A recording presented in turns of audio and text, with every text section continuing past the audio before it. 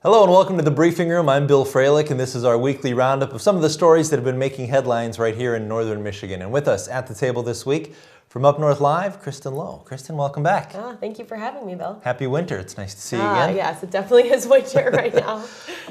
As we sit down on a Thursday here for this broadcast, another snow day for the Traverse City Area Public Schools. Two in a row. It's been, solid week. I was so surprised actually this morning when I saw on my phone, more school closings today, because as we were talking about, it's not necessarily the level of snow we've been getting. It's just so cold. It's cold. I think many people probably have questions about why school was canceled on Wednesday, and now we've got Thursday back to back. So, right. Well, I think a lot of that, like I saw in the forecast, was it's not going to be a lot of snow for a lot of areas, but when you factor in the snow and the wind, it makes for whiteout conditions in some areas. Again, not all. So maybe that was part of the reason. And I can't help but think too, with an area the size of Grand Traverse County and the district the size of TCAPS, that even if there's one corner or 25% of the TCAPS district that is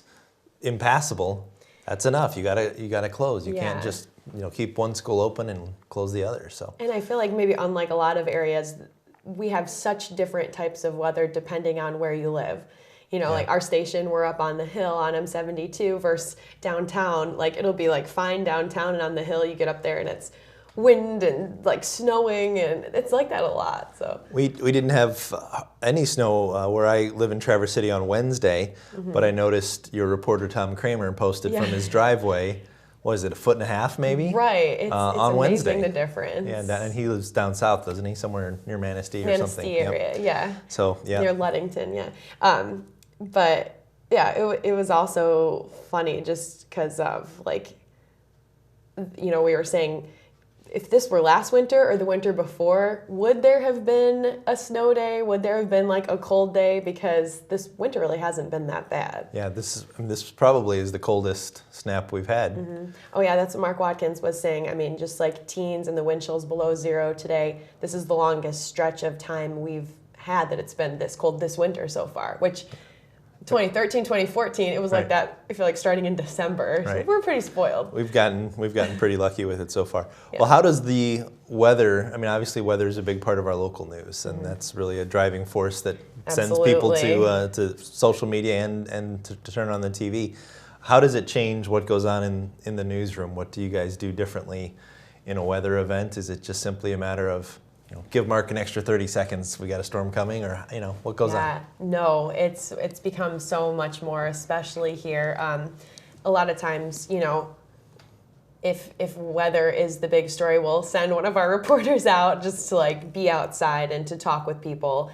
So we'll have that aspect, and then we'll toss it over to Mark Watkins and he'll give his forecast. But it's actually so much more than just the news angle. It's so much more than just being okay, Mark, you take care of it, especially with social media and how it's changed. I mean, you've got the news angle, what you see on TV, but there's also Facebook, there's the web, there's Twitter. So for every big storm, as people probably see on our Up North Live Facebook page, we're updating our Facebook every hour, it seems with, we do videos with Mark Watkins, giving a little bit of the forecast, a little bit of update on the storm as it changes. And in the mornings too, we'll do that. And that video, it'll be on our Facebook page, we'll tweet it out, and then everyone will share it. So it's just so much more widespread than just simply the newscast itself. And that's, as you were saying before we started here at the table, that's something that's changed just in the last year, 2 years. Oh yeah, absolutely. I mean, social media has changed so much, and how we use it in the news since I got in the business in 2010 or something. It used to be a few people used Facebook. Now, when people wake up in the morning, that's the first thing that they do is pick up their phone. It's the first thing I do. Yeah. So our job, we want to be on top of that. For those people that don't turn on the TV first thing in the morning, we want to have alerts on our app with school closings. We want to be on Facebook with the video updates. We want to be on Twitter, because that's just how it is nowadays.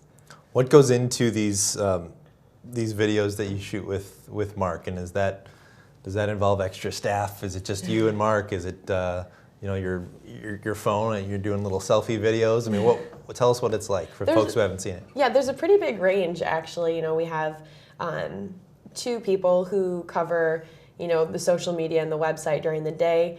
At night, it's me. So in the evenings, I'll shoot Mark Watkins, and he'll give a little update, like either at his desk or like in the weather center, and that can be just like a simple video. So it's really not that bad. Doesn't require any extra staff, just someone who knows how to operate a phone and upload it. Yeah. Which can be more complicated than you might think sometimes, but no, it's not too bad. But you can, we're using a new program. It's called Videolicious, and it's really cool. You could actually just cut an entire package or an entire news story with this program, and it's all on your phone. So we've been doing that for like a lot of like teasing videos on social media. Okay. Yeah, it's really neat because you could turn your phone in selfie mode, and I could be, reporting from the briefing room like Kristen Lowe, and then you can choose like the video that you want. And so as you're talking, it's like on the screen, and you can tap like video that's already stored in your phone. Like, okay, now I want this to play, I want this to play, I want this to play. And so if you follow any of our reporters on Twitter or Facebook or Up North Live, you've probably seen those videos. And it's pretty cool because it has the Up North Live like emblem in the corner. So anytime you see that, that's what that is. And we just launched that like 2 weeks ago. No, officially like last week. So it's pretty, we're all having fun with it. Good. And when are we doing the video from the briefing room? Oh, we'll do it right after this. We should do it right now. That's right. Okay, cool. All right, well, what else is going on in the news? What else have you guys been talking about? I know this is a big ratings month. The month of February is traditionally pretty intense for local news, and you folks will notice lots of advertising and promotions for some of the special stories that are going on. All your network shows are doing 2-hour specials. And, exactly. This is the month where we really try to reel people in. Yeah, it's a really important month. Yeah, radio and TV, extra TV advertisements, other than just the ones you see where Mark and I are like coming up tonight. It's just like a huge push. But I just got done with a story that was pretty cool in my opinion. It was about human trafficking, and it was actually about a grassroots effort in the Detroit area. But it was kind of cool because there is a grassroots effort in northern Michigan too that a lot of hotels are starting to take part in dealing with human trafficking. It's not an issue. It's not a growing issue here, but I think it's very interesting and very cool that a lot of the hotel association and a lot of hotel owners are being proactive about here. Right. And I think it's like really important that people know that. A couple weeks ago, there was a conference to teach hotel workers, the signs to look out for, about like human trafficking. The warning signs or red flags, just to be aware. But for my story, we went to Detroit, and it was during the auto show, which there's like always an uptick in human trafficking, and it was a group of mostly women, actually.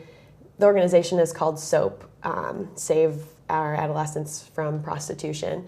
And they get this donated soap, and they put them all together, just like little soaps with a sticker with the National Human Trafficking Hotline number on it. And there's probably like at least 100 people there. They all split up. They divide into groups, and they have a list of hotels to go to in the Detroit area. And they take these bags, and they go, and these are in pretty rough parts of Detroit.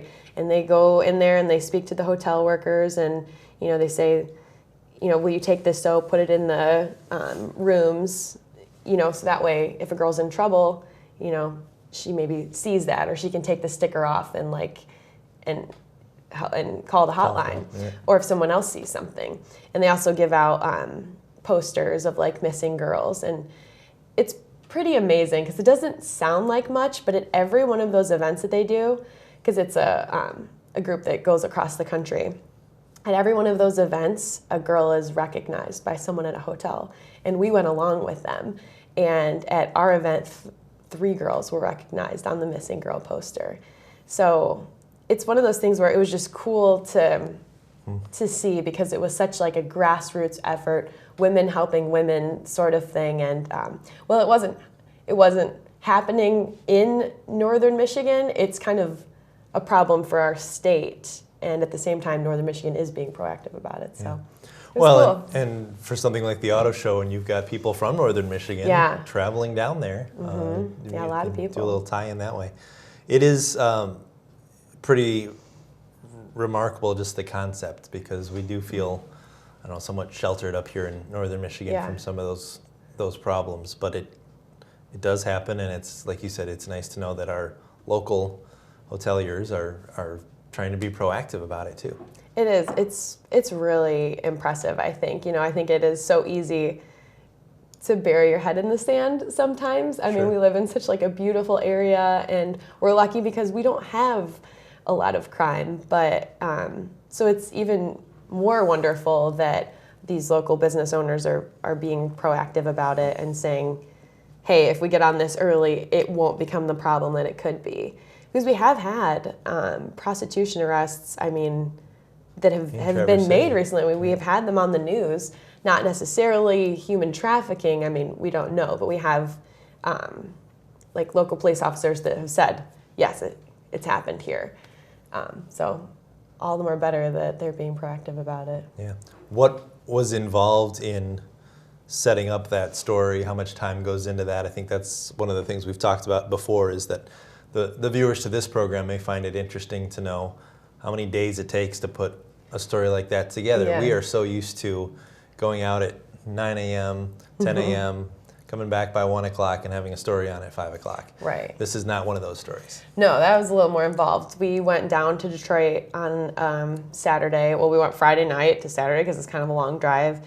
We met up with the group at a church in Warren near Detroit Saturday morning, and it was like an all-day Saturday shoot because we followed them around. We got footage, as you'll see in the story, footage of them making the soap. We went to each hotel with them, which was interesting because it was just me and my photographer. Right. And when you're in a more, dangerous area where people are on high alert all the time, they don't take kindly to news cameras. So we went in each hotel and we were like, we're with the news crew, would you mind? And all of them said no, like we couldn't get in a hotel, we couldn't shoot like the soap or them talking to their employees or anything like that. So we basically just got what we could, we shot like the outside of the hotels, and like we shot the women walking in the door and then walking out, and they would have to like describe,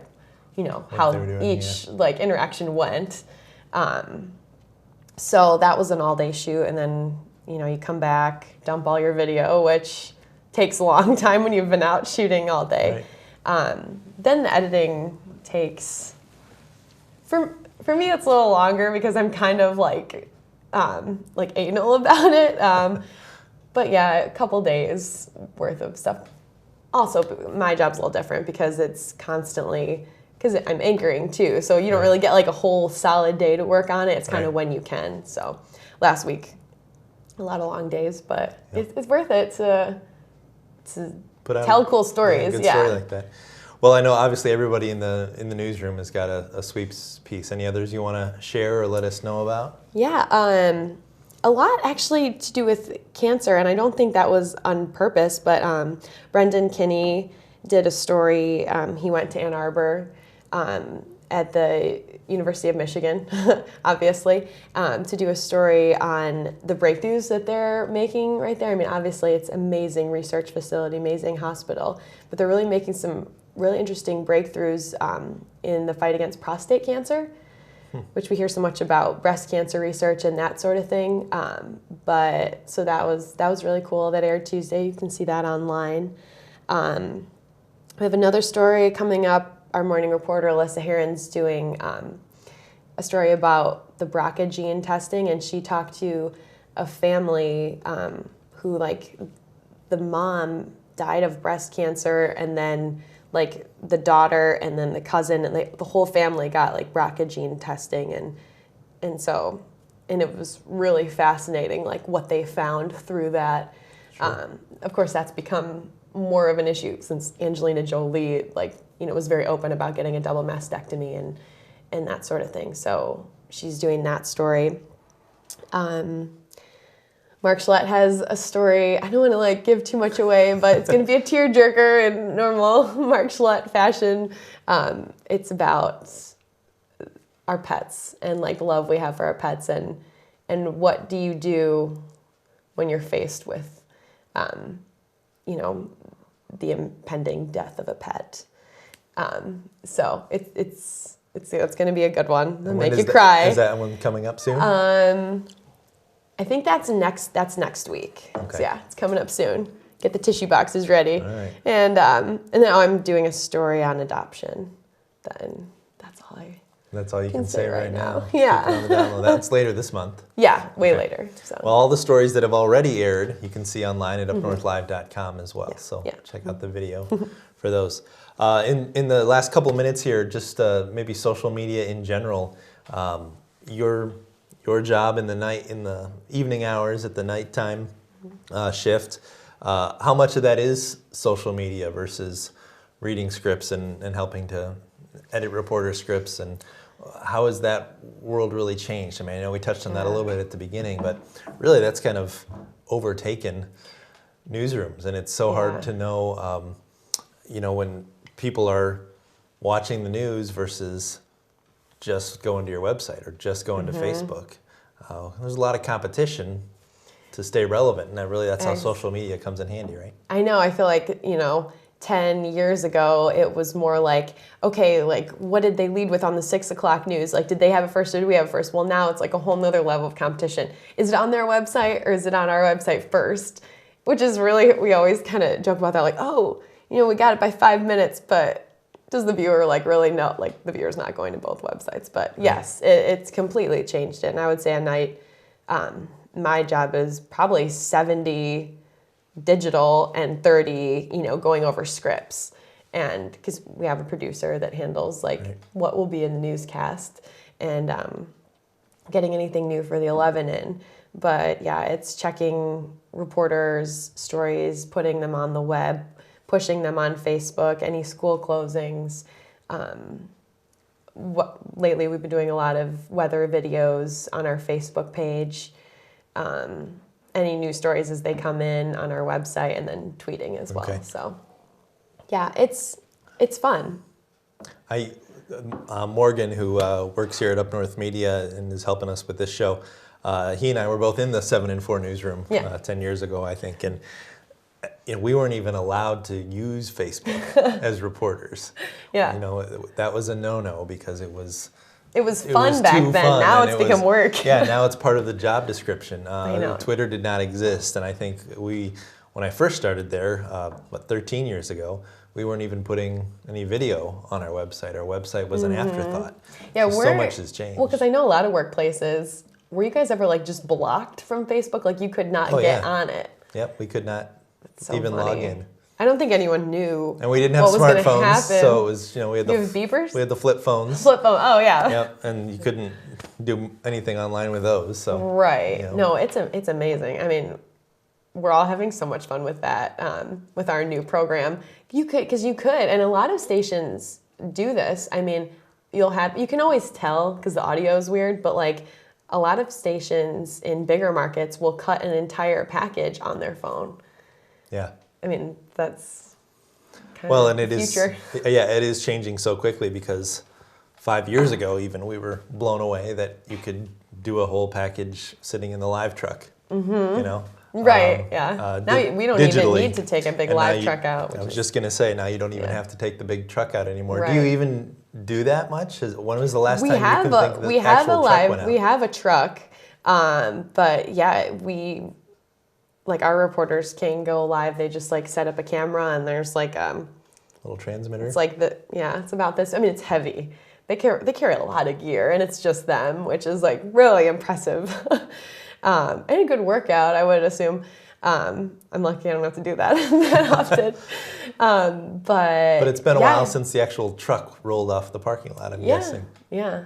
Well, we're bringing the truck out like sometimes because we have the truck and we have that. So it allows us to be live on multiple platforms, which is really cool. But it's been a long time since that's been a necessity. So it's neat. Well, and I remember with the mast, you're like putting it out, waiting, like, does it hit anything? Exactly. Hope not. It must have been 2 or 3 summers ago because I ran into Mark Gillette at the Cherry Festival, and that was the first time you guys were using these remote cameras.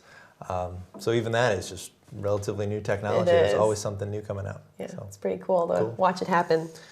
Well, any idea what we're doing tonight? I know it's a little early. You haven't even been into the office yet. I imagine more snow probably is on the agenda for a discussion for tonight. We're really big on weather right now, so probably weather. That's always hard too because after 2, 3, 4, 5 days of snow, you're like, what else can we talk about? It's really hard to make like it new. Figure out fun ways to say, it's snowing and it's really cold, but essentially. Yeah, that's what's happening. That's the challenge. Excellent. Well, thank you for coming in. Yeah, of course. Appreciate having you in. You can check out Kristen Lowe and all of her work and all of the work from the 7 and 4 and 29 and 8 news teams at upnorthlive.com. And I'm Bill Fralick. Thank you, everyone, for tuning in, and we'll see you next week right here on The Briefing Room.